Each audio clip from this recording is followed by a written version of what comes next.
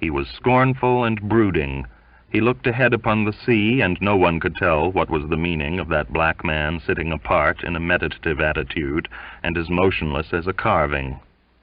He refused steadily all medicine. He threw sago and cornflour overboard till the steward got tired of bringing it to him. He asked for paregoric. They sent him a big bottle, enough to poison a wilderness of babies. He kept it between his mattress and the deal lining of the ship's side, and nobody ever saw him take a dose. Donkin abused him to his face, jeered at him while he gasped, and the same day Waite would lend him a warm jersey. Once Donkin reviled him for half an hour, reproached him with the extra work his malingering gave to the watch, and ended by calling him a black-faced swine. Under the spell of our accursed perversity, we were horror-struck. But Jimmy positively seemed to revel in that abuse. It made him look cheerful, and Donkin had a pair of old sea boots thrown at him. "Here, you East End trash," boomed Waite. "You may have that." At last Mr. Baker had to tell the captain that James Waite was disturbing the peace of the ship. "Knock discipline on the head, he will." "Ugh," grunted Mr. Baker. As a matter of fact, the starboard watch came as near as possible to refusing duty when ordered one morning by the boatswain to wash out their forecastle. It appears Jimmy objected to a wet floor, and that morning we were in a compassionate mood. We thought the boatswain a brute, and practically told him so. Only Mr. Baker's delicate tact prevented an all-fired row. He refused to take us seriously. He came bustling forward and called us many unpolite names, but in such a hearty and seaman-like manner that we began to feel ashamed of ourselves. In truth, we thought him much too good a sailor to annoy him willingly. And after all, Jimmy might have been a fraud, probably was. The forecastle got a clean-up that morning, but in the afternoon a sick bay was fitted up in the deck-house. It was a nice little cabin opening on deck and with 2 berths. Jimmy's belongings were transported there, and then, notwithstanding his protests, Jimmy himself. He said he couldn't walk. 4 men carried him on a blanket. He complained that he would have to die there alone like a dog. We grieved for him and were delighted to have him removed from the forecastle. We attended him as before. The galley was next door, and the cook looked in many times a day. Waite became a little more cheerful. Knowles affirmed having heard him laugh to himself in peals one day. Others had seen him walking about on deck at night. His little place, with the door ajar on a long hook, was always full of tobacco smoke. We spoke through the crack cheerfully, sometimes abusively, as we passed by, intent on our work. He fascinated us. He would never let doubt die. He overshadowed the ship. Invulnerable in his promise of speedy corruption, he trampled on our self-respect. He demonstrated to us daily our want of moral courage. He tainted our lives. Had we been a miserable gang of wretched immortals, unhallowed alike by hope and fear, he could not have lorded it over us with a more pitiless assertion of his sublime privilege. Chapter 3. Meantime, the Narcissus, with square yards, ran out of the fair monsoon. She drifted slowly, swinging round and round the compass, through a few days of baffling light airs. Under the patter of short, warm showers, grumbling men whirled the heavy yards from side to side. They caught hold of the soaked ropes with groans and sighs, while their officers, sulky and dripping with rainwater, unceasingly ordered them about in wearied voices. During the short respites, they looked with disgust into the smarting palms of their stiff hands, and asked one another bitterly, who would be a sailor if he could be a farmer? All the tempers were spoilt, and no man cared what he said. One black night, when the watch, panting in the heat and half-drowned with the rain, had been through 4 mortal hours hunted from brace to brace, Belfast declared that he would chuck the sea forever and go in a steamer. This was excessive, no doubt. Captain Alistoun, with great self-control, would mutter sadly to Mr. Baker, "It is not so bad, not so bad," when he had managed to shove and dodge and maneuver his smart ship through 60 miles in 24 hours. From the doorstep of the little cabin, Jimmy, chin in hand, watched our distasteful labors with insolent and melancholy eyes. We spoke to him gently, and out of his sight exchanged sour smiles. Then again, with a fair wind and under a clear sky, the ship went on piling up the south latitude. She passed outside Madagascar and Mauritius without a glimpse of the land. Extra lashings were put on the spare spars. Hatches were looked to. The steward, in his leisure moments and with a worried air, tried to fit washboards to the cabin doors. Stout canvas was bent with care. Anxious eyes looked to the westward towards the Cape of Storms. The ship began to dip into a southwest swell, and the softly luminous sky of low latitudes took on a harder sheen from day to day above our heads. It arched high above the ship, vibrating and pale, like an immense dome of steel, resonant with the deep voice of freshening gales. The sunshine gleamed cold on the white curls of black waves. Before the strong breath of westerly squalls, the ship, with reduced sail, lay slowly over, obstinate and yielding. She drove to and fro in the unceasing endeavor to fight her way through the invisible violence of the winds. She pitched headlong into dark, smooth hollows. She struggled upwards over the snowy ridges of great running seas. She rolled, restless, from side to side like a thing in pain. Enduring and valiant, she answered to the call of men, and her slim spars, waving forever in abrupt semicircles, seemed to beckon in vain for help towards the stormy sky. It was a bad winter off the Cape that year. The relieved helmsmen came off flapping their arms or ran stamping hard and blowing into swollen red fingers. The watch on deck dodged the sting of cold sprays or, crouching in sheltered corners, watched dismally the high and merciless seas boarding the ship time after time in unappeasable fury. Water tumbled in cataracts over the forecastle doors. You had to dash through a waterfall to get into your damp bed. The men turned in wet and turned out stiff to face the redeeming and ruthless exactions of their glorious and obscure fate. Far aft, and peering watchfully to windward, the officers could be seen through the mist of squalls.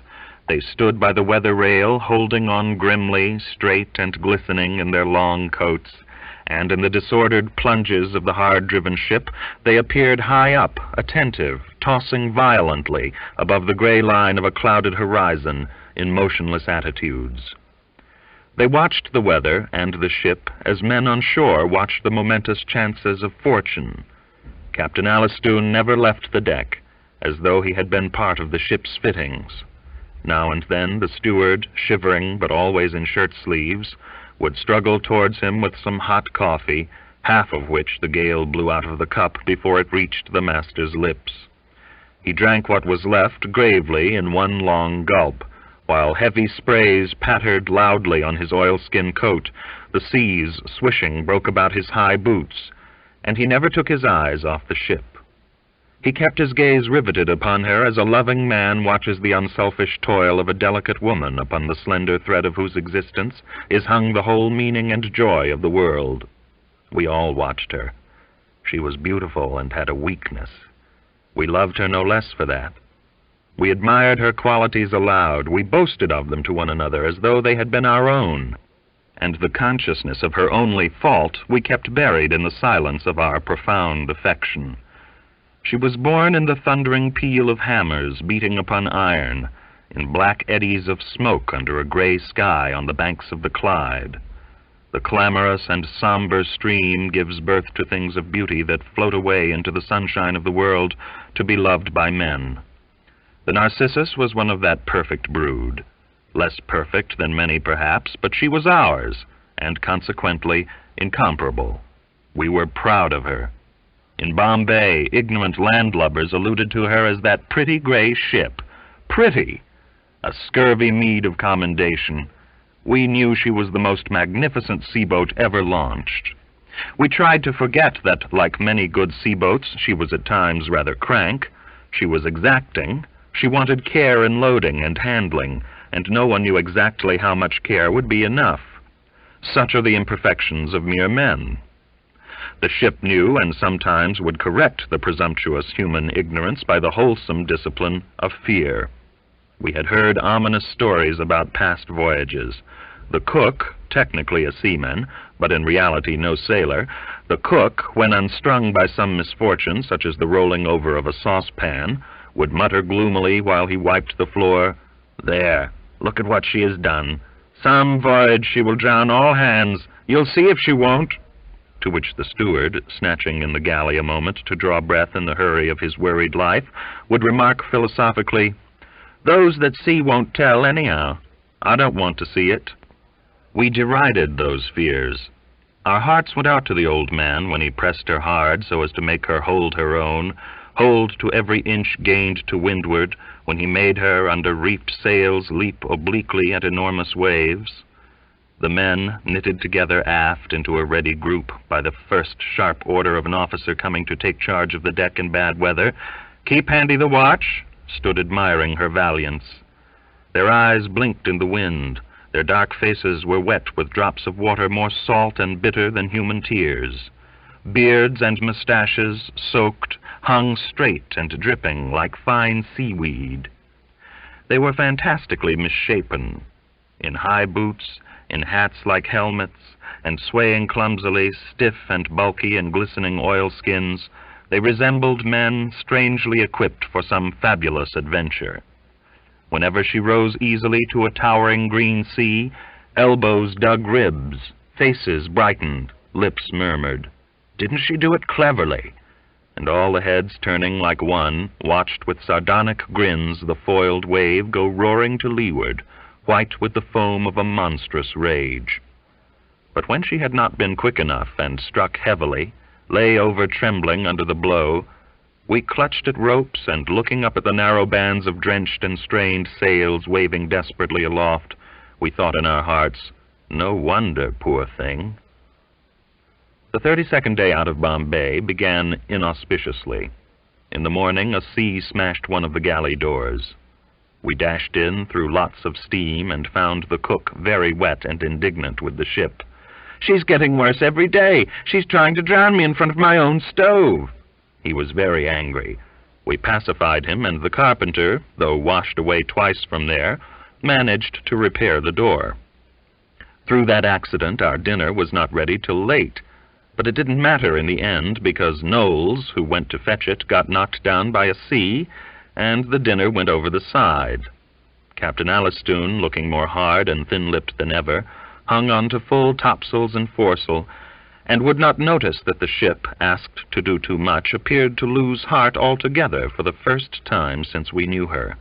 She refused to rise, and bored her way sullenly through the seas.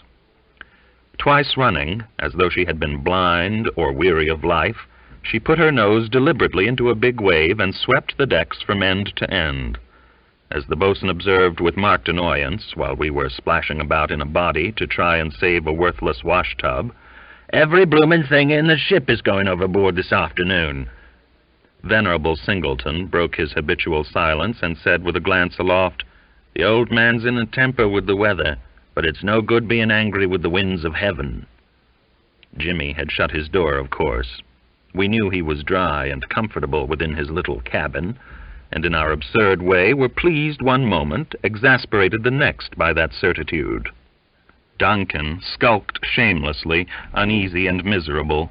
He grumbled, "I'm perishing with cold outside in bloomin' wet rags, and that 'ere black sojer sits dry on a blamed chest full of bloomin' clothes. Blank his black soul." We took no notice of him. We hardly gave a thought to Jimmy and his bosom friend. There was no leisure for idle probing of hearts. Sails blew adrift. Things broke loose. Cold and wet, we were washed about the deck while trying to repair damages. The ship tossed about, shaken furiously like a toy in the hand of a lunatic. Just at sunset there was a rush to shorten sail before the menace of a somber hail cloud. The hard gust of wind came brutal like the blow of a fist. The ship, relieved of her canvas in time, received it pluckily. She yielded reluctantly to the violent onset, then, coming up with a stately and irresistible motion, brought her spars to windward in the teeth of the screeching squall. Out of the abysmal darkness of the black cloud overhead, white hail streamed on her, rattled on the rigging, leaped in handfuls off the yards, rebounded on the deck, round and gleaming in the murky turmoil like a shower of pearls. It passed away. For a moment, a livid sun shot horizontally the last rays of sinister light between the hills of steep, rolling waves. Then a wild night rushed in, stamped out in a great howl that dismal remnant of a stormy day. There was no sleep on board that night. Most seamen remember in their life one or two such nights of a culminating gale. Nothing seems left of the whole universe but darkness, clamor, fury, and the ship. And like the last vestige of a shattered creation, she drifts, bearing an anguished remnant of sinful mankind, through the distress, tumult, and pain of an avenging terror. No one slept in the forecastle. The tin oil lamp suspended on a long string, smoking, described wide circles. Wet clothing made dark heaps on the glistening floor. A thin layer of water rushed to and fro. In the bed places, men lay booted, resting on elbows and with open eyes. Hung-up suits of oilskins swung out and in, lively and disquieting, like reckless ghosts of decapitated seamen dancing in a tempest. No one spoke, and all listened. Outside, the night moaned and sobbed to the accompaniment of a continuous loud tremor, as of innumerable drums beating far off. Shrieks passed through the air. Tremendous dull blows made the ship tremble while she rolled under the weight of the seas toppling on her deck. At times she soared up swiftly as if to leave this earth forever, then during interminable moments fell through a void with all the hearts on board of her standing still, till a frightful shock, expected and sudden, started them off again with a big thump. After every dislocating jerk of the ship, Wamibo, stretched full length, his face on the pillow, groaned slightly with the pain of his tormented universe. Now and then, for the fraction of an intolerable second, the ship, in the fiercer burst of a terrible uproar, remained on her side, vibrating and still, with a stillness more appalling than the wildest motion. Then, upon all those prone bodies, a stir would pass, a shiver of suspense. A man would protrude his anxious head, and a pair of eyes glistened in the sway of light, glaring wildly. Some moved their legs a little, as if making ready to jump out, but several, motionless, on their backs, and with one hand gripping hard the edge of the bunk, smoked nervously with quick puffs, staring upwards, immobilized in a great craving for peace. At midnight, orders were given to furl the fore and mizzen topsails. With immense efforts, men crawled aloft through a merciless buffeting, saved the canvas, and crawled down, almost exhausted, to bear in panting silence the cruel battering of the seas. Perhaps for the first time in the history of the merchant service, the watch, told to go below, did not leave the deck, as if compelled to remain there by the fascination of a venomous violence.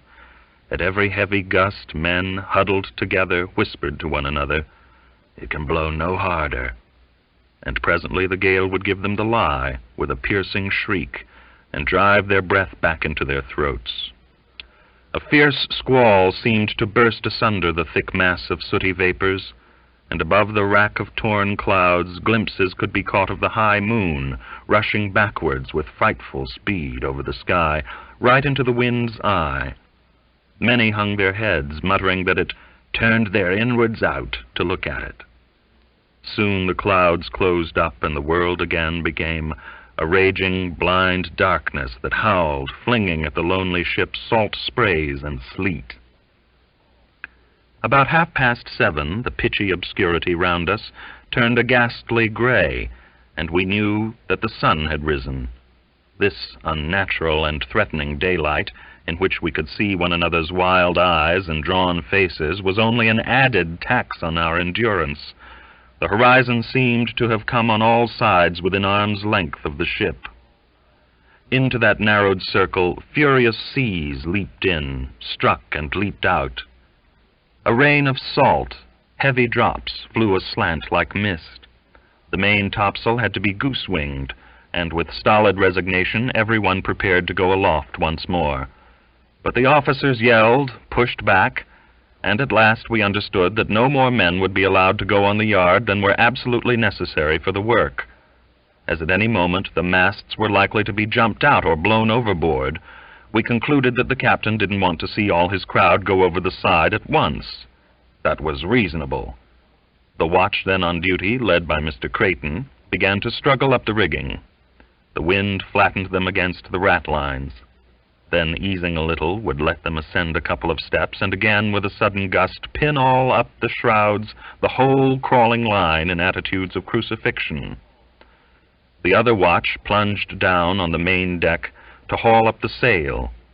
Men's heads bobbed up as the water flung them irresistibly from side to side. Mr. Baker grunted encouragingly in our midst, spluttering and blowing amongst the tangled ropes like an energetic porpoise. Favored by an ominous and untrustworthy lull, the work was done without anyone being lost either off the deck or from the yard. For the moment, the gale seemed to take off, and the ship, as if grateful for our efforts, plucked up heart and made better weather of it. At 8, the men off duty, watching their chance, ran forward over the flooded deck to get some rest. The other half of the crew remained aft for their turn of seeing her through her trouble, as they expressed it. The 2 mates urged the master to go below. Mr. Baker grunted in his ear, "Ugh, surely now, ugh, confidence in us, nothing more to do. She must lay it out or go. Ugh, ugh." Tall young Mr. Creighton smiled down at him cheerfully. "She's as right as a trivet. Take a spell, sir." He looked at them stonily with bloodshot, sleepless eyes. The rims of his eyelids were scarlet, and he moved his jaws unceasingly with a slow effort, as though he had been masticating a lump of India rubber. He shook his head. He repeated, "Never mind me. I must see it out. I must see it out." But he consented to sit down for a moment on the skylight, with his hard face turned unflinchingly to windward. The sea spat at it, and, stoical, it streamed with water as though he had been weeping. On the weather side of the poop, the watch, hanging onto the mizzen rigging, and to one another, tried to exchange encouraging words. Singleton at the wheel yelled out, "Look out for yourselves!" His voice reached them in a warning whisper. They were startled. A big, foaming sea came out of the mist. It made for the ship, roaring wildly, and in its rush it looked as mischievous and discomposing as a madman with an axe. 1 or 2, shouting, scrambled up the rigging. Most, with a convulsive catch of the breath, held on where they stood. Singleton dug his knees under the wheelbox and carefully eased the helm to the headlong pitch of the ship, but without taking his eyes off the coming wave.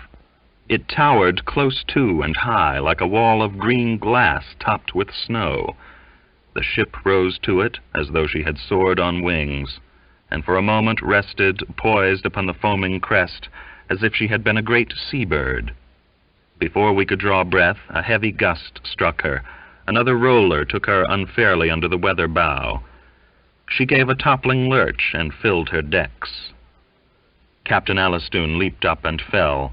Archie rolled over him, screaming, "She will rise!" She gave another lurch to leeward. The lower dead-eyes dipped heavily. The men's feet flew from under them, and they hung, kicking above the slanting poop. They could see the ship putting her side in the water, and shouted all together, "She's going!" Forward, the forecastle doors flew open, and the watch below were seen leaping out, one after another, throwing their arms up, and falling on hands and knees, scrambled aft on all fours along the high side of the deck, sloping more than the roof of a house. From leeward, the seas rose, pursuing them. They looked wretched in a hopeless struggle, like vermin fleeing before a flood.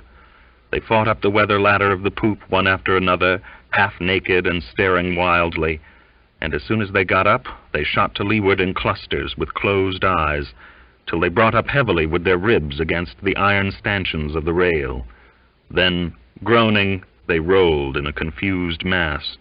The immense volume of water thrown forward by the last send of the ship had burst the lee door of the forecastle. They could see their chests, pillows, blankets, clothing come out floating upon the sea. While they struggled back to windward, they looked in dismay. The straw beds swam high, the blankets spread out undulated, while the chests, waterlogged and with a heavy list, pitched heavily like dismasted hulks before they sank. Archie's big coat passed with outspread arms, resembling a drowned seaman floating with his head under water. Men were slipping down while trying to dig their fingers into the planks. Others, jammed in corners, rolled enormous eyes. They all yelled unceasingly, "The masts! Cut! Cut!" A black squall howled low over the ship that lay on her side with the weather yardarms pointing to the clouds, while the tall masts, inclined nearly to the horizon, seemed to be of an immeasurable length. The carpenter let go his hold, rolled against the skylight, and began to crawl to the cabin entrance, where a big axe was kept ready for just such an emergency. At that moment the topsail sheet parted. The end of the heavy chain racketed aloft, and sparks of red fire streamed down through the flying sprays. The sail flapped once with a jerk that seemed to tear our hearts out through our teeth, and instantly changed into a bunch of fluttering, narrow ribbons that tied themselves into knots and became quiet along the yard. Captain Alistoun struggled, managed to stand up with his face near the deck, upon which men swung on the ends of ropes like nest robbers upon a cliff. One of his feet was on somebody's chest. His face was purple. His lips moved. He yelled also. He yelled, bending down, "No! No!"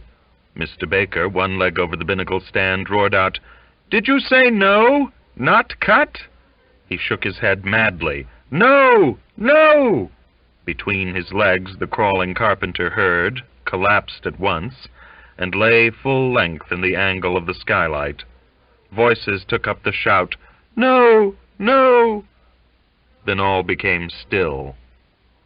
They waited for the ship to turn over altogether and shake them out into the sea, and upon the terrific noise of wind and sea not a murmur of remonstrance came out from those men, who each would have given ever so many years of life to see them damned sticks go overboard. They all believed it their only chance, but a little hard-faced man shook his gray head and shouted, "No," without giving them as much as a glance. They were silent and gasped. They gripped rails. They had wound rope's ends under their arms. They clutched ring bolts. They crawled in heaps where there was foothold. They held on with both arms, hooked themselves to anything to windward with elbows, with chins, almost with their teeth. And some, unable to crawl away from where they had been flung, felt the sea leap up, striking against their backs as they struggled upwards. Singleton had stuck to the wheel. His hair flew out in the wind. The gale seemed to take its lifelong adversary by the beard and shake his old head. He wouldn't let go, and with his knees forced between the spokes, flew up and down like a man on a bough. As death appeared unready, they began to look about. Donkin, caught by one foot in a loop of some rope, hung, head down, below us and yelled with his face to the deck, "Cut! Cut!" Two men lowered themselves cautiously to him. Others hauled on the rope. They caught him up, shoved him into a safer place, held him. He shouted curses at the master, shook his fist at him with horrible blasphemies, called upon us in filthy words to cut. "Don't mind that murdering fool! Cut, some of you!" One of his rescuers struck him a backhanded blow over the mouth. His head banged on the deck, and he became suddenly very quiet, with a white face, breathing hard, and with a few drops of blood trickling from his cut lip. On the lee side, another man could be seen, stretched out as if stunned. Only the washboard prevented him from going over the side. It was the steward. We had to sling him up like a bale, for he was paralyzed with fright. He had rushed up out of the pantry when he felt the ship go over, and had rolled down helplessly, clutching a china mug. It was not broken.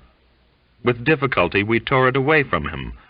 and when he saw it in our hands he was amazed. "Where did you get that thing?" he kept on asking us in a trembling voice. His shirt was blown to shreds. The ripped sleeves flapped like wings.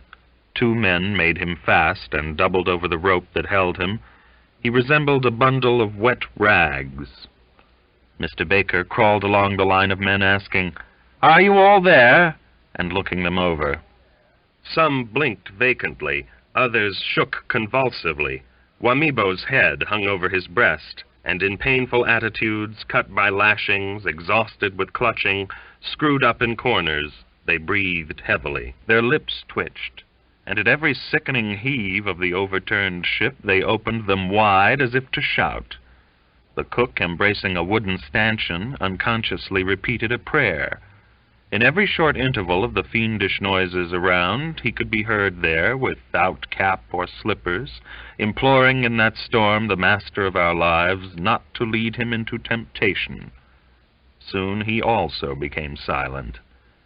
In all that crowd of cold and hungry men waiting wearily for a violent death, not a voice was heard. They were mute, and in somber thoughtfulness listened to the horrible imprecations of the gale. Hours passed. They were sheltered by the heavy inclination of the ship from the wind that rushed in, one long, unbroken moan above their heads, but cold rain showers fell at times into the uneasy calm of their refuge. Under the torment of that new infliction, a pair of shoulders would writhe a little, teeth chattered. The sky was clearing, and bright sunshine gleamed over the ship. After every burst of battering seas, vivid and fleeting rainbows arched over the drifting hull in the flick of sprays. The gale was ending in a clear blow which gleamed and cut like a knife. Between 2 bearded shellbacks, Charlie, fastened with somebody's long muffler to a deck ring bolt, wept quietly, with rare tears wrung out by bewilderment, cold, hunger, and general misery. One of his neighbors punched him in the ribs, asking roughly, "What's the matter with your cheek? In fine weather there's no holding you, youngster." Turning about with prudence, he worked himself out of his coat and threw it over the boy. The other man closed up, muttering, "'Twill make a bloomin' man of you, sonny." They flung their arms over and pressed against him. Charlie drew his feet up, and his eyelids dropped. Sighs were heard as men, perceiving they were not to be drowned in a hurry, tried easier positions.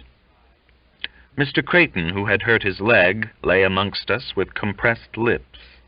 Some fellows belonging to his watch set about securing him better. Without a word or a glance, he lifted his arms one after another to facilitate the operation, and not a muscle moved in his stern young face. They asked him with solicitude, "Easier now, sir?" He answered with a curt, "That'll do." He was a hard young officer, but many of his watch used to say they liked him well enough, because he had such a gentlemanly way of damming us up and down the deck. Others, unable to discern such fine shades of refinement, respected him for his smartness. For the first time since the ship had gone on her beam ends, Captain Alistoun gave a short glance down at his men. He was almost upright, 1 foot against the side of the skylight, 1 knee on the deck, and with the end of the vang around his waist, swung back and forth with his gaze fixed ahead, watchful, like a man looking out for a sign. Before his eyes, the ship, with half her deck below water, rose and fell on heavy seas that rushed from under her, flashing in the cold sunshine. We began to think she was wonderfully buoyant, considering. Confident voices were heard shouting, "She'll do, boys!" Belfast exclaimed with fervor, "I would give a month's pay for a draw at a pipe." 1 or 2, passing dry tongues on their salt lips, muttered something about a drink of water. The cook, as if inspired, scrambled up with his breast against the poop water cask and looked in. There was a little at the bottom. He yelled, waving his arms, and 2 men began to crawl backwards and forwards with the mug. We had a good mouthful all round. The master shook his head impatiently, refusing. When it came to Charlie, one of his neighbors shouted, That bloomin' boy's asleep." He slept as though he had been dosed with narcotics. They let him be. Singleton held to the wheel with one hand while he drank, bending down to shelter his lips from the wind. Wamibo had to be poked and yelled at before he saw the mug held before his eyes. Knowles said sagaciously, "It's better than a tot of rum." Mr. Baker grunted, "Thank ye." Mr. Creighton drank and nodded. Donkin gulped greedily, glaring over the rim. Belfast made us laugh when, with grimacing mouth, he shouted, "Pass it this way! We're all teetotalers here." The master, presented with the mug again by a crouching man who screamed up at him. "We all had a drink, Captain," groped for it without ceasing to look ahead, and handed it back stiffly as though he could not spare half a glance away from the ship. Faces brightened. We shouted to the cook, "Well done, Doctor." He sat to leeward, propped by the water cask, and yelled back abundantly. But the seas were breaking in thunder just then, and we only caught snatches that sounded like "Providence" and "Born again." He was at his old game of preaching. We made friendly but derisive gestures at him, and from below he lifted one arm, holding on with the other, moved his lips. He beamed up to us, straining his voice, earnest, and ducking his head before the sprays. Suddenly someone cried, "Where's Jimmy?" And we were appalled once more. On the end of the row, the boatswain shouted hoarsely, "Has anyone seen him come out?" Voices exclaimed dismally, "Drowned, is he?" "No, in his cabin." "Good Lord." "Caught like a bloomin' rat in a trap." "Couldn't open his door."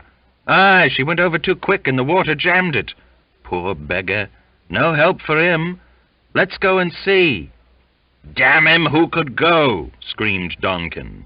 "Nobody expects you to," growled the man next to him. "You're only a thing." "Is there half a chance to get at him?" inquired 2 or 3 men together.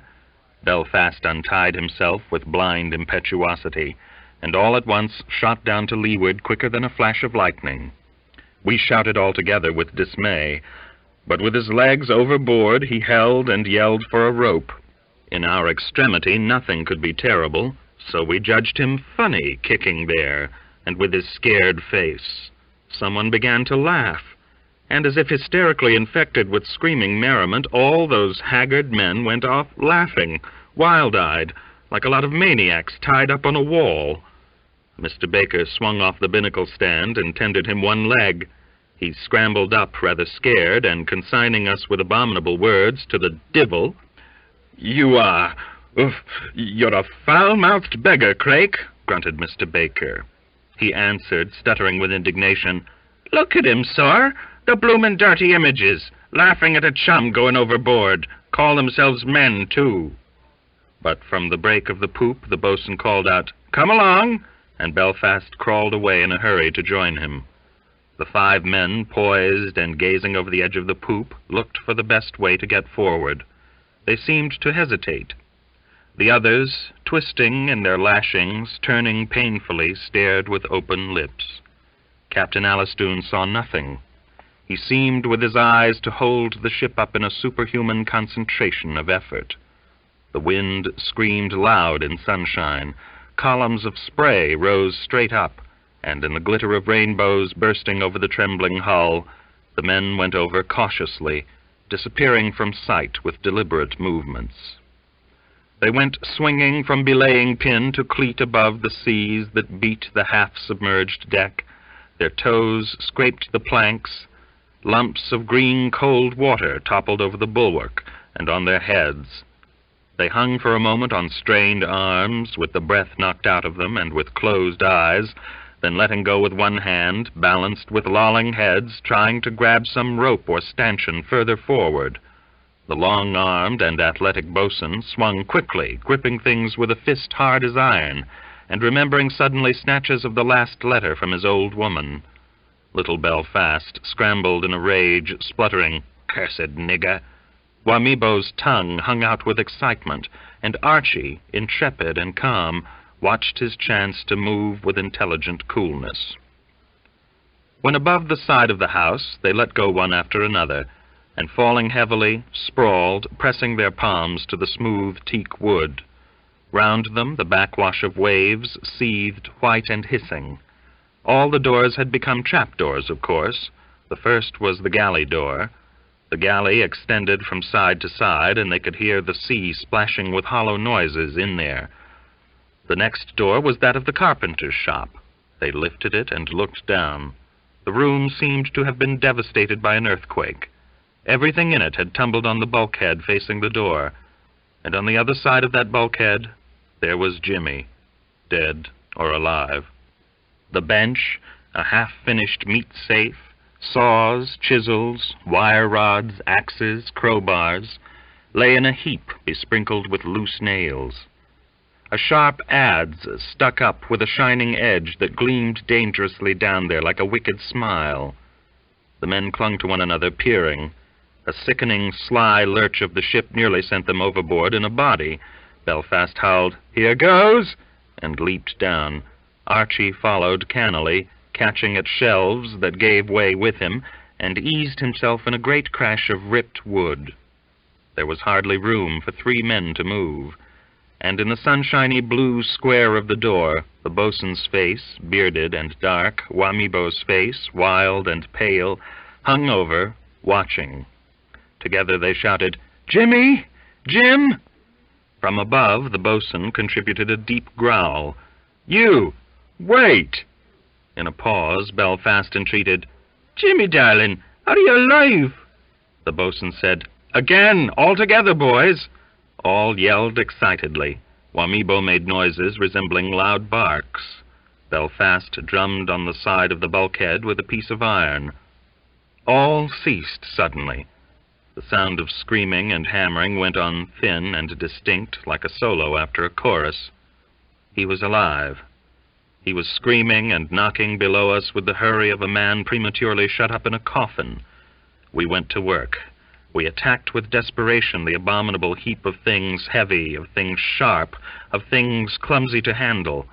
The boatswain crawled away to find somewhere a flying end of a rope, and Wamibo, held back by shouts, "Don't jump!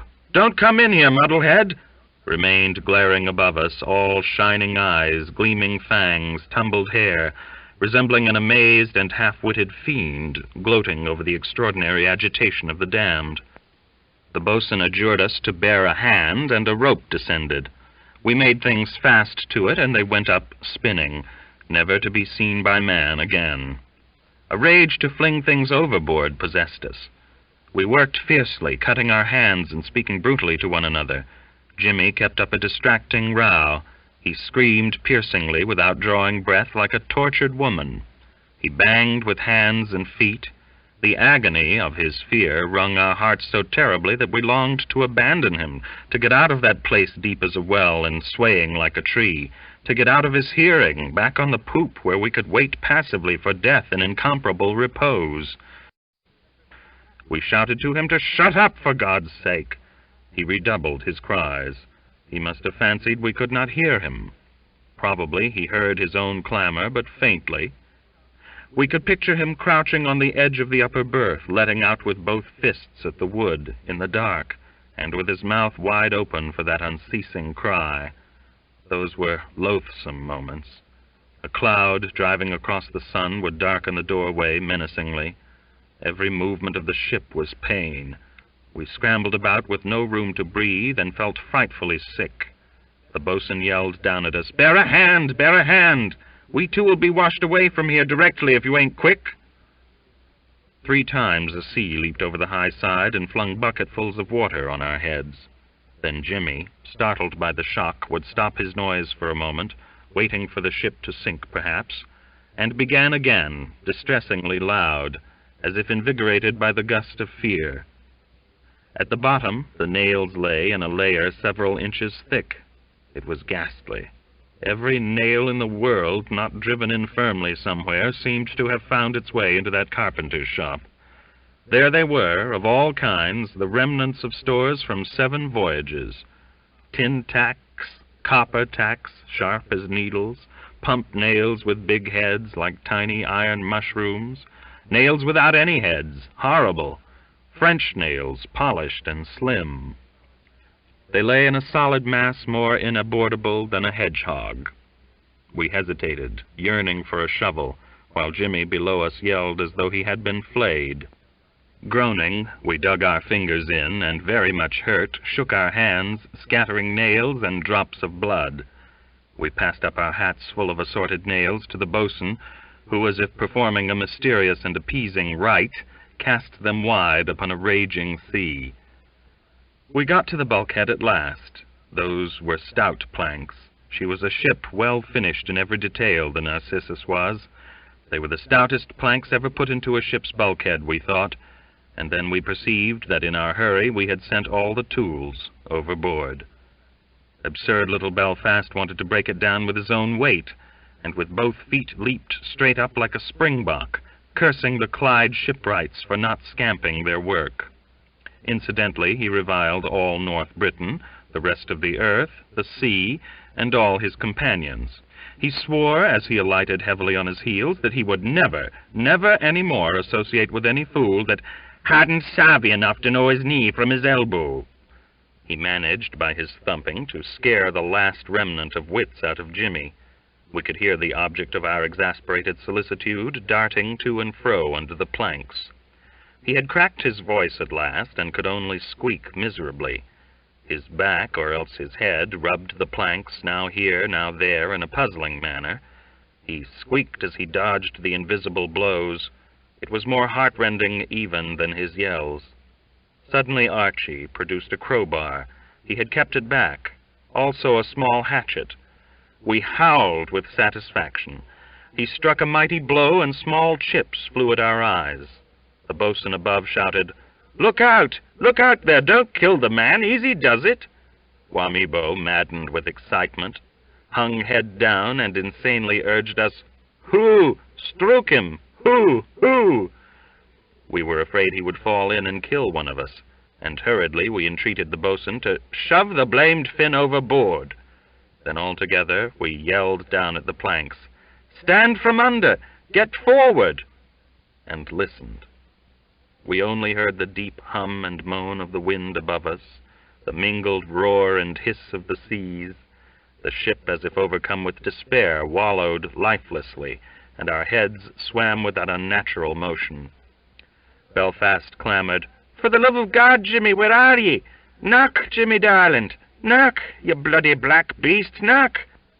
He was as quiet as a dead man inside a grave, and like men standing above a grave, we were on the verge of tears, but with vexation, the strain, the fatigue, with the great longing to be done with it, to get away and lie down, to rest somewhere where we could see our danger and breathe. Archie shouted, "Gimme room!" We crouched behind him, guarding our heads, and he struck time after time in the joint of planks. They cracked. Suddenly the crowbar went halfway in through a splintered oblong hole. It must have missed Jimmy's head by less than an inch. Archie withdrew it quickly, and that infamous nigger rushed at the hole, put his lips to it, and whispered, "Help!" in an almost extinct voice. He pressed his head to it, trying madly to get out through that opening 1 inch wide and 3 inches long. In our disturbed state, we were absolutely paralyzed by his incredible action. It seemed impossible to drive him away. Even Archie at last lost his composure.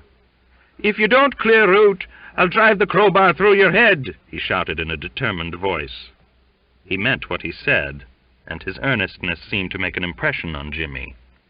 He disappeared suddenly, and we set to prizing and tearing at the planks with the eagerness of men trying to get at a mortal enemy, and spurred by the desire to tear him limb from limb. The wood split, cracked, gave way. Belfast plunged in head and shoulders and groped viciously. "I've got him! Got him!" he shouted. "Oh, there, he's gone! I've got him! Pull at my legs! Pull!" Wamibo hooted unceasingly. The boatswain shouted directions. "Catch hold of his hair, Belfast! Pull straight up, you two! Pull fair!" We pulled fair. We pulled Belfast out with a jerk and dropped him with disgust. In a sitting posture, purple-faced, he sobbed despairingly, "How can I hold on to his bloomin' short wool?" Suddenly Jimmy's head and shoulders appeared. He stuck halfway, and with rolling eyes foamed at our feet. We flew at him with brutal impatience. We tore the shirt off his back. We tugged at his ears. We panted over him, and all at once he came away in our hands as though somebody had let go his legs. With the same movement, without a pause, we swung him up. His breath whistled. He kicked our upturned faces. He grasped 2 pairs of arms above his head, and he squirmed up with such precipitation that he seemed positively to escape from our hands like a bladder full of gas. Streaming with perspiration, we swarmed up the rope, and coming into the blast of cold wind, gasped like men plunged into icy water. With burning faces, we shivered to the very marrow of our bones. Never before had the gale seemed to us more furious, the sea more mad, the sunshine more merciless and mocking, and the position of the ship more hopeless and appalling. Every movement of her was ominous of the end of her agony and of the beginning of ours. We staggered away from the door, and, alarmed by a sudden roll, fell down in a bunch. It appeared to us that the side of the house was more smooth than glass and more slippery than ice. There was nothing to hang on to but a long brass hook used sometimes to keep back an open door. Wamibo held on to it, and we held on to Wamibo, clutching our Jimmy. He had completely collapsed now. He did not seem to have the strength to close his hand. We stuck to him blindly in our fear. We were not afraid of Wamibo letting go. We remembered that the brute was stronger than any 3 men in the ship, but we were afraid of the hook giving way, and we also believed that the ship had made up her mind to turn over at last. But she didn't. A sea swept over us. The boatswain spluttered, "Up and away! There's a lull! Away aft with you, or we will all go to the devil here!" We stood up surrounding Jimmy. We begged him to hold up, to hold on at least. He glared with his bulging eyes, mute as a fish, and with all the stiffening knocked out of him. He wouldn't stand. He wouldn't even as much as clutch at our necks. He was only a cold, black skin loosely stuffed with soft cotton wool. His arms and legs swung jointless and pliable. His head rolled about. The lower lip hung down, enormous and heavy. We pressed round him, bothered and dismayed. Sheltering him, we swung here and there in a body, and on the very brink of eternity we tottered all together with concealing and absurd gestures, like a lot of drunken men embarrassed with a stolen corpse. Something had to be done. We had to get him aft. A rope was tied slack under his armpits, and, reaching up at the risk of our lives, we hung him on the 4-sheet cleat. He emitted no sound. He looked as ridiculously lamentable as a doll that had lost half its sawdust, and we started on our perilous journey over the main deck, dragging along with care that pitiful, that limp, that hateful burden. He was not very heavy, but had he weighed a ton, he could not have been more awkward to handle. We literally passed him from hand to hand. Now and then we had to hang him up on a handy belaying pin to draw a breath and reform the line. Had the pin broken, he would have irretrievably gone into the Southern Ocean, but he had to take his chance of that, and after a little while, becoming apparently aware of it, he groaned slightly, and with a great effort whispered a few words. We listened eagerly. He was reproaching us with our carelessness in letting him run such risks. "Now, after I got myself out from there," he breathed out weakly. There was his cabin, and he got himself out. We had nothing to do with it, apparently. No matter. We went on and let him take his chances, simply because we could not help it. For though at that time we hated him more than ever, more than anything under heaven, we did not want to lose him. We had so far saved him, and it had become a personal matter between us and the sea. We meant to stick to him. Had we, by an incredible hypothesis, undergone similar toil and trouble for an empty cask, that cask would have become as precious to us as Jimmy was. More precious, in fact, because we would have had no reason to hate the cask, and we hated James Waite. We could not get rid of the monstrous suspicion that this astounding black man was shamming sick, had been malingering heartlessly in the face of our toil, of our scorn, of our patience. and now was malingering in the face of our devotion, in the face of death. Our vague and imperfect morality rose with disgust at his unmanly lie, but he stuck to it manfully, amazingly. No, it couldn't be. He was at all extremity. His cantankerous temper was only the result of the provoking invincibleness of that death he felt by his side.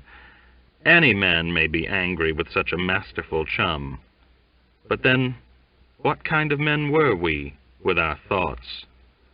Indignation and doubt grappled within us in a scuffle that trampled upon the finest of our feelings, and we hated him because of the suspicion. We detested him because of the doubt. We could not scorn him safely, neither could we pity him without risk to our dignity, so we hated him, and passed him carefully from hand to hand. We cried, "Got him? Yes, all right, let go," and he swung from one enemy to another, showing about as much life as an old bolster would do. His eyes made two narrow white slits in the black face. The air escaped through his lips with a noise like the sound of bellows. We reached the poop ladder at last, and it being a comparatively safe place, we lay for a moment in an exhausted heap to rest a little. He began to mutter. We were always incurably anxious to hear what he had to say. This time he mumbled peevishly, "It took you some time to come. I began to think the whole smart lot of you had been washed overboard. What kept you back, eh? Funk?" We said nothing. With sighs, we started again to drag him up. The secret and ardent desire of our hearts was the desire to beat him viciously with our fists about the head, and we handled him as tenderly as though he had been made of glass. The return on the poop was like the return of wanderers after many years amongst people marked by the desolation of time.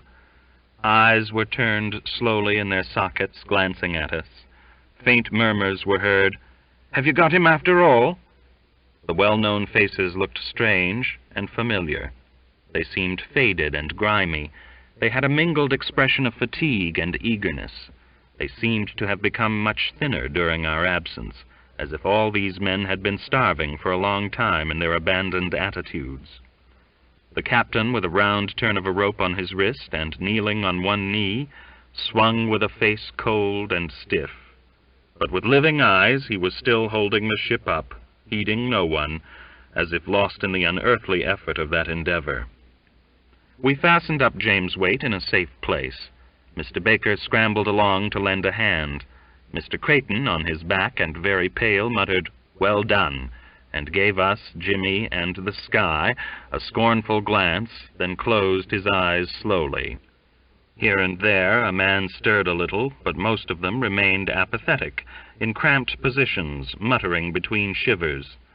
The sun was setting, a sun enormous, unclouded, and red, declining low as if bending down to look into their faces. The wind whistled across long sunbeams that, resplendent and cold, struck full on the dilated pupils of staring eyes without making them wink. The wisps of hair and the tangled beards were gray with the salt of the sea. The faces were earthy, and the dark patches under the eyes extended to the ears, smudged into the hollows of sunken cheeks. The lips were livid and thin, and when they moved it was with difficulty, as though they had been glued to the teeth. Some grinned sadly in the sunlight, shaking with cold. Others were sad and still. Charlie, subdued by the sudden disclosure of the insignificance of his youth, darted fearful glances. The two smooth-faced Norwegians resembled decrepit children staring stupidly. To leeward, on the edge of the horizon, black seas leaped up towards the glowing sun. It sank slowly, round and blazing, and the crests of waves splashed on the edge of the luminous circle. One of the Norwegians appeared to catch sight of it, and after giving a violent start, began to speak. His voice, startling the others, made them stir. They moved their heads stiffly, or, turning with difficulty, looked at him with surprise, with fear, or in grave silence. He chattered at the setting sun, nodding his head, while the big seas began to roll across the crimson disk, and over miles of turbulent waters the shadows of high waves swept with a running darkness the faces of men. A crested roller broke with a loud hissing roar, and the sun, as if put out, disappeared. The chattering voice faltered, went out together with the light. There were sighs. In the sudden lull that follows the crash of a broken sea, a man said wearily, "Here's that bloomin' Dutchman gone off his chump." A seaman, lashed by the middle, tapped the deck with his open hand with unceasing quick flaps. In the gathering grayness of twilight, a bulky form was seen rising aft, and began marching on all fours with the movements of some big, cautious beast. It was Mr. Baker, passing along the line of men. He grunted encouragingly over every one, felt their fastenings. Some, with half-open eyes, puffed like men oppressed by heat. Others, mechanically and in dreamy voices, answered him, "Aye, aye, sir." He went from one to another, grunting, "Oof, see you through it yet?" and, unexpectedly, with loud, angry outbursts, blew up Knowles for cutting off a long piece from the fall of the relieving tackle. "Ashamed of yourself! Relieving tackle! Don't you know better? Able seaman!" The lame man was crushed. He muttered, "Got something for a lashing for myself, sir." "Lashing yourself? Are you a tinker or a sailor, what? May want that tackle directly. More use to the ship than your lame carcass. Keep it now you've done it." He crawled away slowly, muttering to himself about some men being worse than children. It had been a comforting row. Low exclamations were heard. "Hallo, hallo." Those who had been painfully dozing asked with convulsive starts, "What's up? What is it?" The answers came with unexpected cheerfulness. "The mate is going bald-headed for lame Jack about something or other." "No. What has he done?" Someone even chuckled. It was like a whiff of hope, like a reminder of safe days. Duncan, who had been stupefied with fear, revived suddenly and began to shout, "Hear him! That's the way they talk to us. Why don't you hit him, one of you? Hit him! Hit him! Coming the mate over us. We are as good men as he. We're all going to hell now.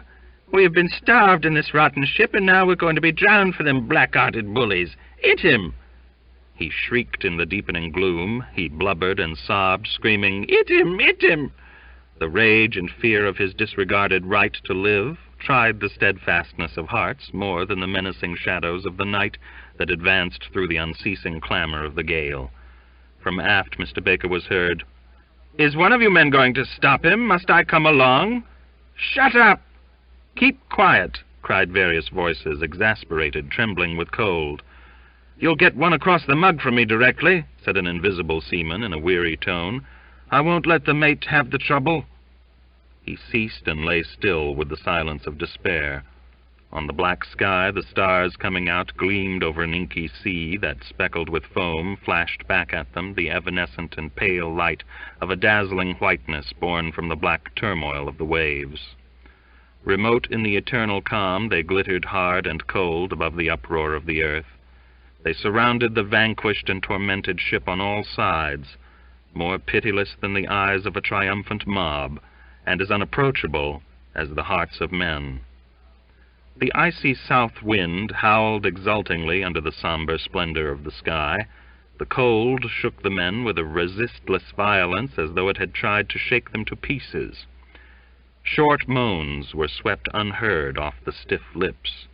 Some complained in mutters of not feeling themselves below the waist, while those who had closed their eyes imagined they had a block of ice on their chests. Others, alarmed at not feeling any pain in their fingers, beat the deck feebly with their hands, obstinate and exhausted. Wamibo stared vacant and dreamy. The Scandinavians kept on a meaningless mutter through chattering teeth. The spare Scotchmen, with determined efforts, kept their lower jaws still. The West Country men lay big and stolid in an invulnerable surliness. A man yawned and swore in turns. Another breathed with a rattle in his throat. Two elderly hard-weather shellbacks, fast side by side, whispered dismally to one another about the landlady of a boarding-house in Sunderland, whom they both knew. They extolled her motherliness and her liberality. They tried to talk about the joint of beef and the big fire in the downstairs kitchen. The words dying faintly on their lips ended in light sighs. A sudden voice cried into the cold night, "Oh, Lord!" No one changed his position or took any notice of the cry. One or two passed, with a repeated and vague gesture, their hand over their faces, but most of them kept very still. In the benumbed immobility of their bodies, they were excessively wearied by their thoughts, which rushed with the rapidity and vividness of dreams. Now and then, by an abrupt and startling exclamation, they answered the weird hail of some illusion, then again in silence contemplated the vision of known faces and familiar things. They recalled the aspect of forgotten shipmates, and heard the voice of dead and gone skippers. They remembered the noise of gaslit streets, the steamy heat of tap rooms, or the scorching sunshine of calm days at sea. Mr. Baker left his insecure place and crawled with stoppages across the poop. In the dark and on all fours he resembled some carnivorous animal prowling amongst corpses. At the break, propped to windward of a stanchion, he looked down on the main deck. It seemed to him that the ship had a tendency to stand up a little more. The wind had eased a little, he thought, but the sea ran as high as ever. The waves foamed viciously, and the lee side of the deck disappeared under a hissing whiteness as of boiling milk, while the rigging sang steadily with a deep vibrating note, and at every upward swing of the ship the wind rushed with a long-drawn clamor amongst the spars. Mr. Baker watched very still. A man near him began to make a blabbing noise with his lips, all at once and very loud, as though the cold had broken brutally through him. He went on, "Stop that!" cried Mr. Baker, groping in the dark. "Stop it!" He went on shaking the leg he found under his hand. "What is it, sir?" called out Belfast in the tone of a man awakened suddenly. "We're looking after that here, Jimmy." "Are you? Don't make that row, then. Who's that near you?"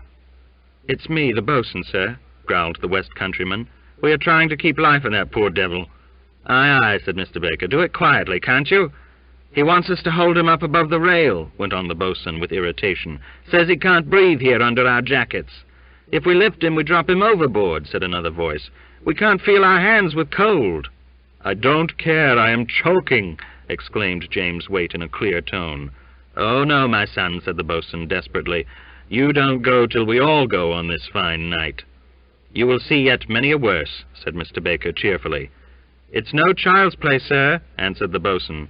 "Some of us further aft here are in a pretty bad way. If the blamed sticks had been cut out of her, she would be running along on her bottom now like any decent ship and give us all a chance," said someone with a sigh. "The old man wouldn't have it, much he cares for us," whispered another. "Care for you?" exclaimed Mr. Baker angrily. "Why should he care for you? Are you a lot of women passengers to be taken care of? We are here to take care of the ship, and some of you ain't up to that. What have you done so very smart to be taken care of? Some of you can't stand a bit of a breeze without crying over it." "Come, sir, we ain't so bad," protested Belfast in a voice shaken by shivers. "We ain't—" "Again?" shouted the mate, grabbing at the shadowy form. "Again? Why, you're in your shirt. What have you done?" "I've put my oilskin and jacket over that half-dead nigger, and he says he chokes," said Belfast complainingly. "You wouldn't call me nigger if I wasn't half dead, you Irish beggar," boomed James Waite vigorously.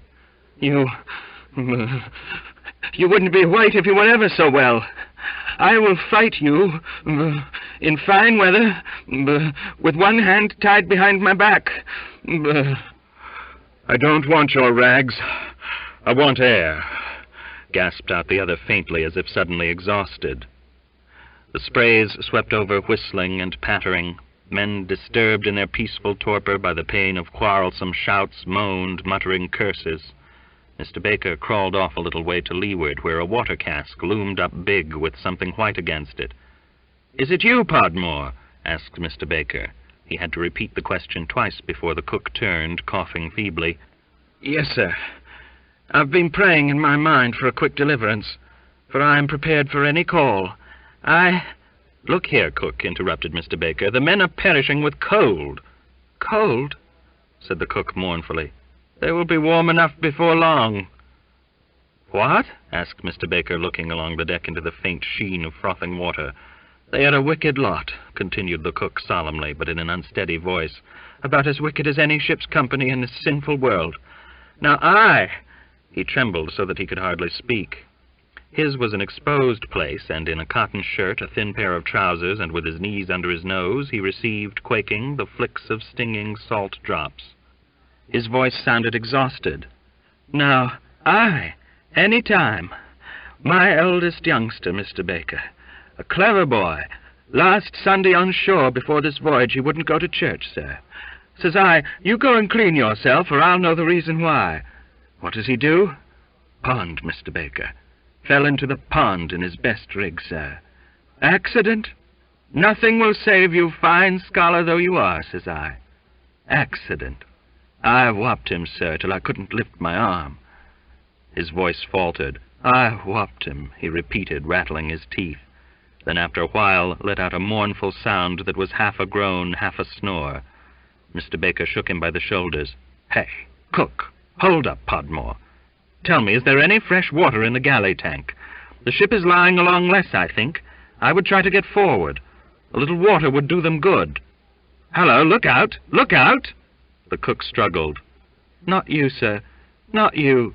He began to scramble to windward. "Galley, my business," he shouted. "Cook's going crazy now," said several voices. He yelled, "Crazy, am I? I am more ready to die than any of you, officers inclusive. There. As long as she swims, I will cook. I will get you coffee." "Cook, ye are a gentleman," cried Belfast. But the cook was already going over the weather ladder. He stopped for a moment to shout back on the poop, "As long as she swims, I will cook," and disappeared as though he had gone overboard. The men who had heard sent after him a cheer that sounded like a wail of sick children. An hour or more afterwards, someone said distinctly, "He's gone for good." "Very likely," assented the boatswain. "Even in fine weather he was as smart about the deck as a milch cow on her first voyage. We ought to go and see." Nobody moved. As the hours dragged slowly through the darkness, Mr. Baker crawled back and forth along the poop several times. Some men fancied they had heard him exchange murmurs with the master. But at that time the memories were incomparably more vivid than anything actual, and they were not certain whether the murmurs were heard now or many years ago. They did not try to find out. A mutter more or less did not matter. It was too cold for curiosity and almost for hope. They could not spare a moment or a thought from the great mental occupation of wishing to live. And the desire of life kept them alive, apathetic and enduring, under the cruel persistence of wind and cold, while the bestarred black dome of the sky revolved slowly above the ship that drifted, bearing their patience and their suffering through the stormy solitude of the sea. Huddled close to one another, they fancied themselves utterly alone. They heard sustained, loud noises, and again bore the pain of existence through long hours of profound silence.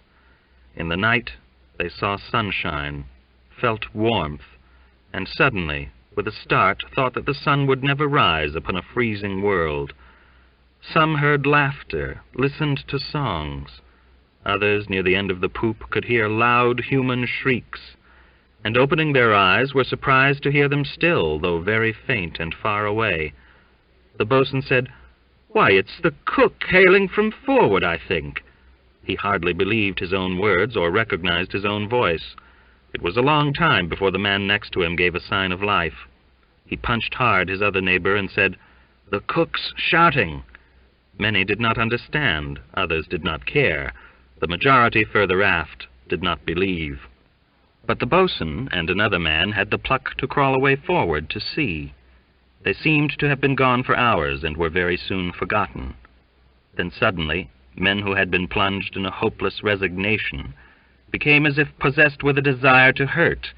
They belabored one another with fists. In the darkness, they struck persistently anything soft they could feel near, and with a greater effort than for a shout, whispered excitedly, "They've got some hot coffee. Bosun got it." "No. Where?" "It's coming! Cook made it!" James Waite moaned. Donkin scrambled viciously, caring not where he kicked, and anxious that the officers should have none of it. It came in a pot, and they drank in turns.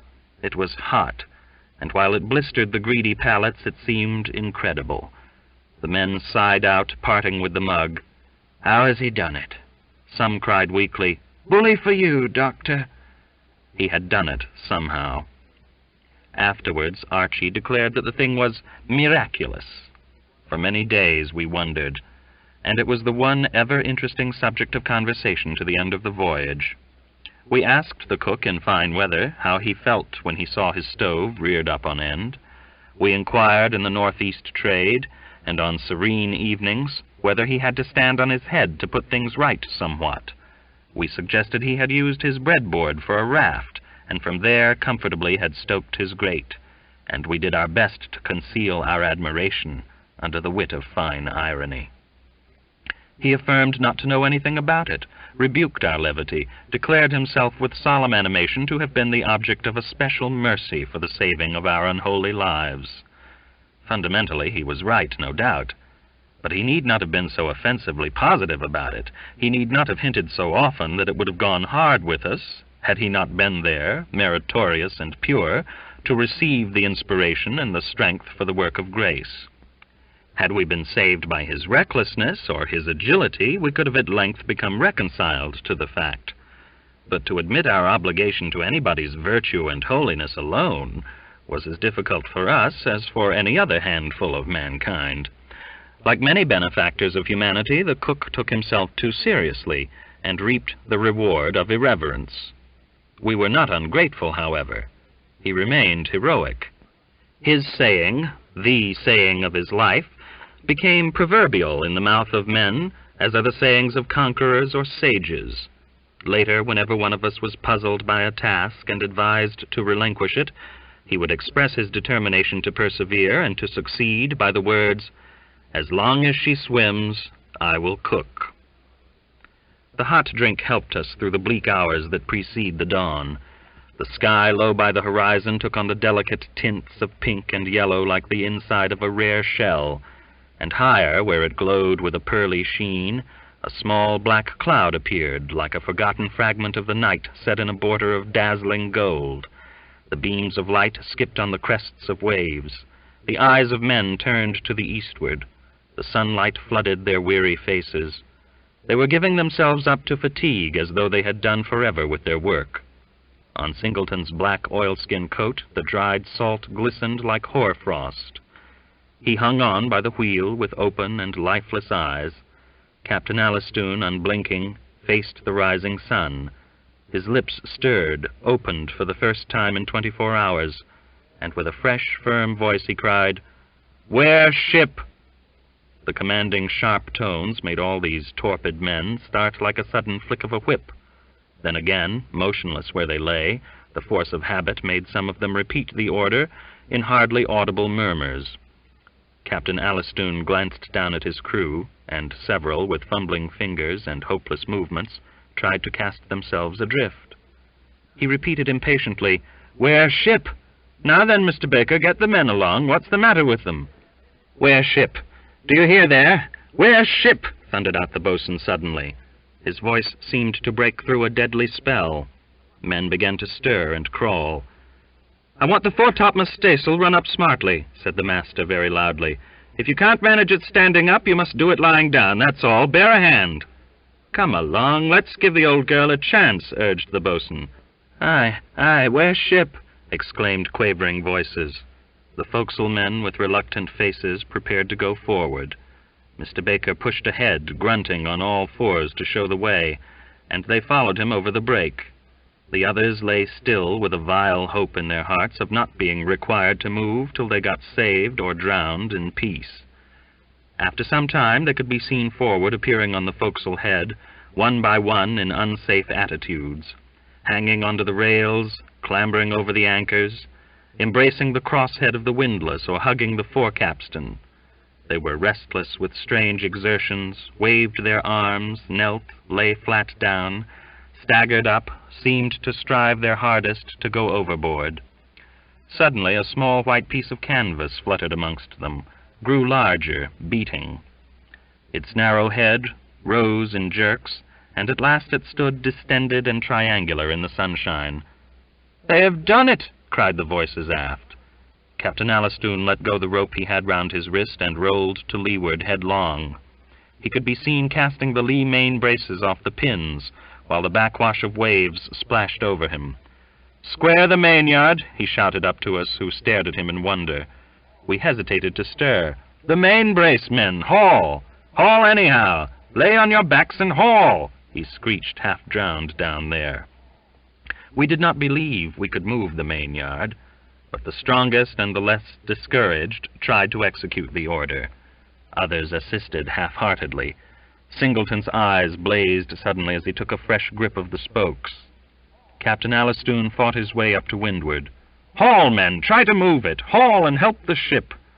His hard face worked, suffused and furious. "Is she going off, Singleton?" he cried. "Not a move yet, sir," croaked the old seaman in a horribly hoarse voice. "Watch the helm, Singleton," spluttered the master. "Haul, men! Have you no more strength than rats? Haul and earn your salt!" Mr. Creighton, on his back with a swollen leg and a face as white as a piece of paper, blinked his eyes. His bluish lips twitched. In the wild scramble, men grabbed at him, crawled over his hurt leg, knelt on his chest. He kept perfectly still, setting his teeth without a moan, without a sigh. The master's ardor, the cries of that silent man, inspired us. We hauled and hung in bunches on the rope. We heard him say with violence to Donkin, who sprawled abjectly on his stomach, "I will brain you with this belaying pin if you don't catch hold of the brace." And that victim of men's injustice, cowardly and cheeky, whimpered, "Are you going to murder us now?" While with sudden desperation he gripped the rope. Men sighed, shouted, hissed meaningless words, groaned. The yards moved, came slowly square against the wind that hummed loudly on the yard arms. "Going off, sir," shouted Singleton. "She's just started." "Catch a turn with that brace! Catch a turn!" clamored the master. Mr. Creighton, nearly suffocated and unable to move, made a mighty effort, and with his left hand managed to nip the rope. "All fast!" cried someone. He closed his eyes as if going off into a swoon, while, huddled together about the brace, we watched with scared looks what the ship would do now. She went off slowly, as though she had been weary and disheartened, like the men she carried. She paid off very gradually, making us hold our breath till we choked. And as soon as she had brought the wind abaft the beam, she started to move and fluttered our hearts. It was awful to see her, nearly overturned, begin to gather way and drag her submerged side through the water. The dead eyes of the rigging churned the breaking seas. The lower half of the deck was full of mad whirlpools and eddies, and the long line of the lee rail could be seen showing black now and then in the swirls of a field of foam as dazzling and white as a field of snow. The wind sang shrilly amongst the spars, and at every slight lurch we expected her to slip to the bottom sideways from under our backs. When dead before it, she made the first distinct attempt to stand up, and we encouraged her with a feeble and discordant howl. A great sea came running up aft and hung for a moment over us with a curling top, then crashed down under the counter and spread out on both sides into a great sheet of bursting froth. Above its fierce hiss we heard Singleton's croak, "She is steering!" He had both his feet now planted firmly on the grating, and the wheels spun fast as he eased the helm. "Bring the wind on the port quarter and steady her," called out the master, staggering to his feet, the first man up from amongst our prostrate heap. One or two screamed with excitement, "She rises!" Far away forward, Mr. Baker and 3 others were seen erect and black on the clear sky, lifting their arms, and with open mouths, as though they had been shouting all together. The ship trembled, trying to lift her side, lurched back, seemed to give up with a nerveless dip, and suddenly, with an unexpected jerk, swung violently to windward, as though she had torn herself out from a deadly grasp. The whole immense volume of water lifted by her deck was thrown bodily across to starboard. Loud cracks were heard. Iron ports, breaking open, thundered with ringing blows. The water topped over the starboard rail with the rush of a river falling over a dam. The sea on deck and the seas on every side of her mingled together in a deafening roar. She rolled violently. We got up and were helplessly run or flung about from side to side. Men, rolling over and over, yelled, "The house will go! She clears herself!" Lifted by a towering sea, she ran along with it for a moment, spouting thick streams of water through every opening of her wounded sides. The lee braces having been carried away or washed off the pins, all the ponderous yards on the fore swung from side to side and with appalling rapidity at every roll.